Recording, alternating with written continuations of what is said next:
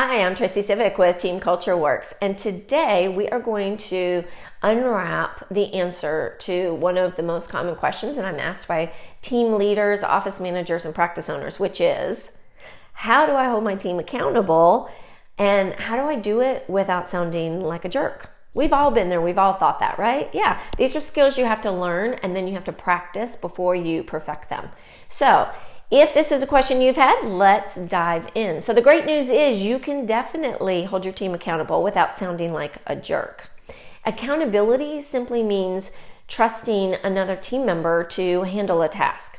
Accountability and growth are often connected, and high-performing teams have accountability baked right in to their core culture of the way that they do things in the office. It starts with the onboarding process. Okay, so if you lead a team, how do you handle it when an employee doesn't follow through on his or her duties? Well, if you're like most of us, me included, you adopt the attitude of, all right, well, if I want to get it done right, I'll just have to do it myself, right? Guilty. Well, after a while, you start taking on all of those responsibilities and you're doing everything yourself, and you can quickly become a micromanaging, stressed out, overwhelmed leader. It's happened. It happens very quickly.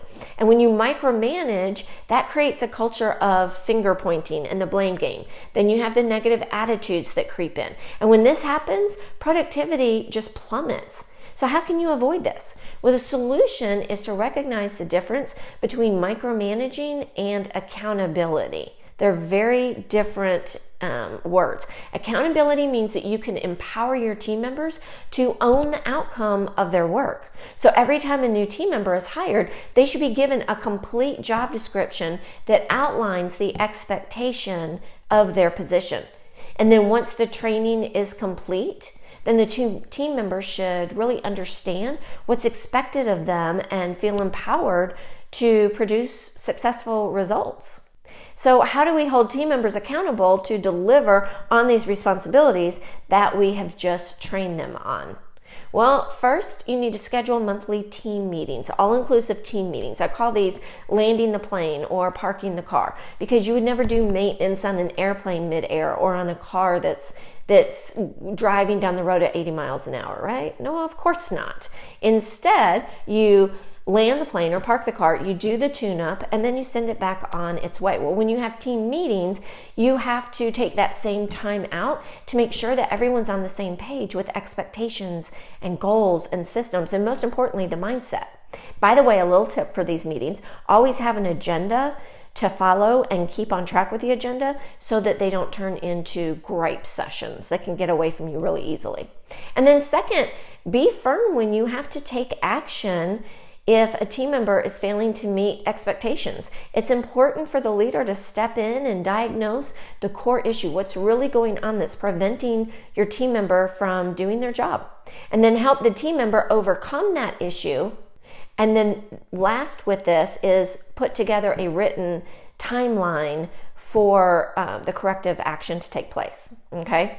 All right, now, mistakes are learning opportunities, right? To provide constructive criticism and then redirect the employee towards the right path. This is very critical, how you manage mistakes. There's a difference between managing mistakes and a core underlying issue. Make your team members feel safe and comfortable to come to you when they've made a mistake. Because if you don't make it a safe, comfortable, trusting environment, they're going to do their best to cover that mistake up, and it'll end up hurting the entire team and the business in the long run. And then my very last tip on holding teams accountable without sounding like a jerk is your communication style. We use DISC at Team Culture Works. DISC is an acronym that represents the 4 basic human communication styles that we all have in us.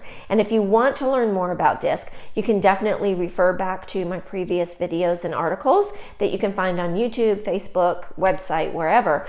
But once you understand your team members' communication style, you want to do your best to mirror that communication style. When you can do that mirroring, then it opens up the line of communications and creates a much quicker connection, and the end result will be heard and received much better. So for a little example on that is if the employee speaks quickly in bullet point sentences, then you want to speak quickly and in bullet point sentences.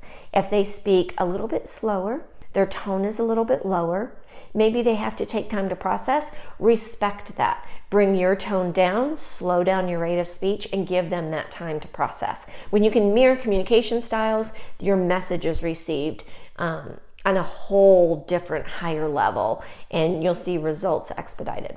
Now, if you would like any more information on holding your team accountable without sounding like a jerk, or anything else team culture related, please don't hesitate to find us on social media at Team Culture Works, or on our website, teamcultureworks.com. Tons of tips and tools out there for you to use to make sure that you are creating your own culture in a healthy environment that is thriving and improving communication, elevating productivity. Until next time, bye.